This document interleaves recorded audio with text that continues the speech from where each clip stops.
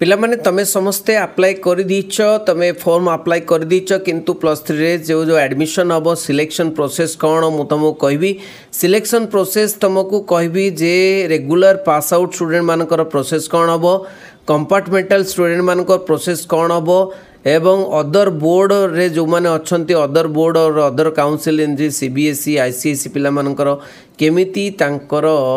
माने process of selection केमती रहिबो देख पिला माने प्रथम कथा होची एलिजिबिलिटी कौन तुमर दक्षता कौन रहिबा दरकार तुमेर एलिजिबिलिटी को माने ना +2 higher secondary +2 examination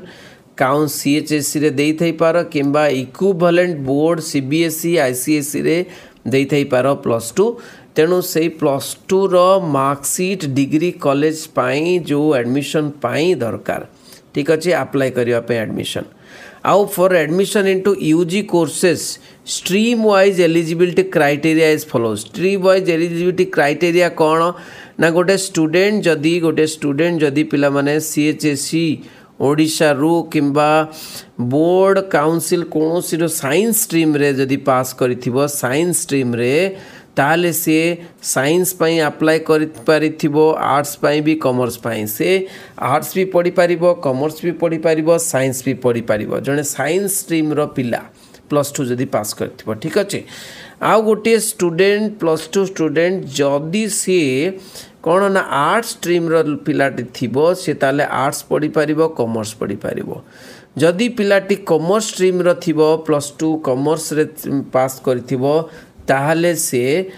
commerce and arts stream पढ़ी पारिबो बुझेला तेणु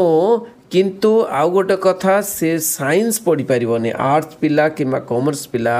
से माने साइंस स्ट्रीम रे पढ़ी पारिबेनी एटा होची माने क्राइटेरिया एलिजिबिलिटी क्राइटेरिया किंतु आमे आलोचना करिबा वर्तमान the applicant pass out from diploma course रे जदि 10th क्लास परे से माने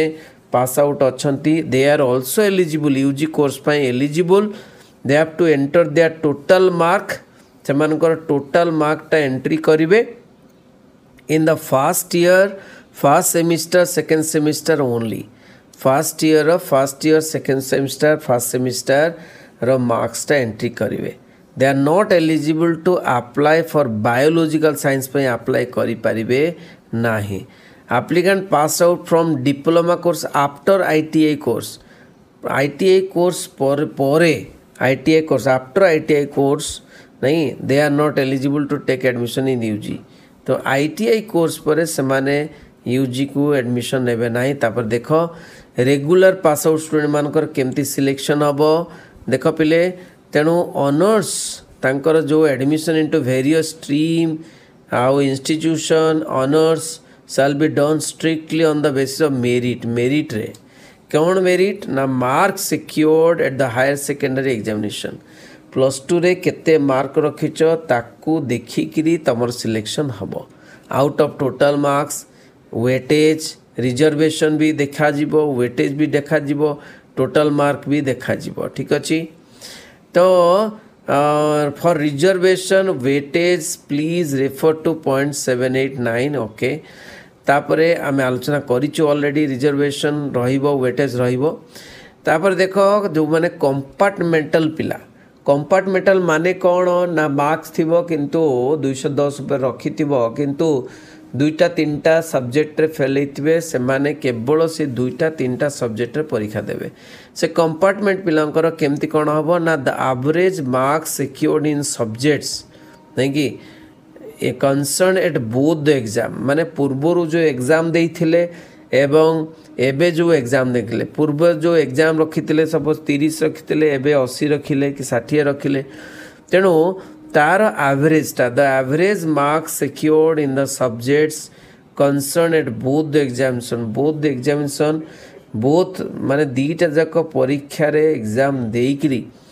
जो सब्जेक्ट गुड़िकर परीक्षा देइचंदी तार एवरेज मार्क्स टा निया जीवो shall be taken into consideration to determine the aggregate marks को माने हिसाब करबा पाई बुझौची एनेक्सर 4 टा देखि दबा एनेक्सर 4 रे कोन देइची तापरे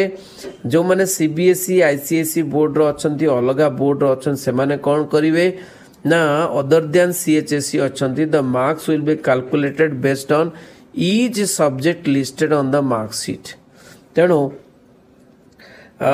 secured marks of all subject सबू सब्जेक्ट जी मार्क्स सिक्योर कर marksheet divided by total marks divide करी of the subject listed on the marksheet तो टोटल मार्क्स सब्जेक्ट मान टोटल सब्जेक्ट केतेटा अच्छी नहीं कि सपोज 5टा सब्जेक्ट अच्छी 500 मार्क तुम परीक्षा है तेणु जी टोटल मार्क्स रखिच ता डिवाइडेड बाय 5 तेणु तुम जी एवरेज हम से एवरेजटा ही कैलकुलेट करा जीवो ठीक अच्छे। आउ गोटे कथा सिलेक्शन रे जदि दीटा पिलांकर समान मार्क रहीगला ठीक अच्छे आर्ट्स और कॉमर्स स्ट्रीम जदि देखा जाऊ सेम मार्क्स जदि सेम मार्क्स आर्ट्स और कॉमर्स स्ट्रीम रहिला the applicant who has secured more marks in English जी इंग्लिश रे अधिक रखिथिबो तार सिलेक्शन आगे फर्स्ट प्रेफरेंस दिया जीवो जदि इंग्लिश मार्क भी सेम रही थाए MIL मार्क टाकू देखा जीवो किंतु साइंस स्ट्रीम मानक पई इंग्लिश परे परे केमिस्ट्री टाकू देखा जीवो नहीं कि से CA फॉर्म रे तुम देखिच इंग्लिश MIL को निया जाइछि अलगा मार्क्स को निया जाई नहीं बुझी तेणु यहीटा हूँ माने तमर जो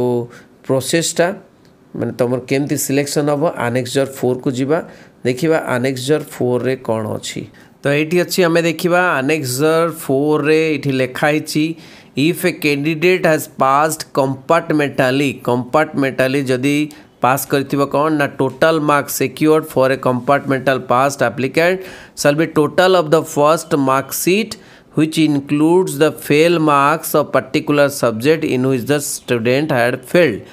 The item the student has to indicate the details of compartmental examination subjects,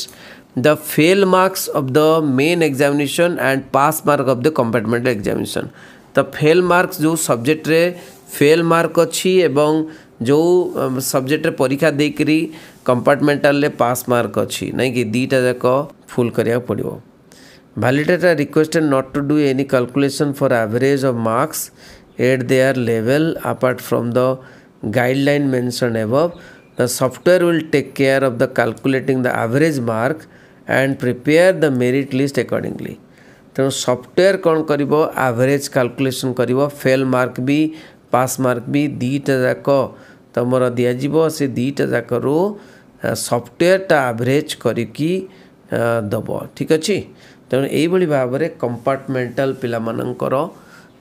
marks माने देखा जीवो एवं सिलेक्शन हबो। थैंक यू वेरी मच समस्त शेयर करेंगे बंदी उत्कल जननी।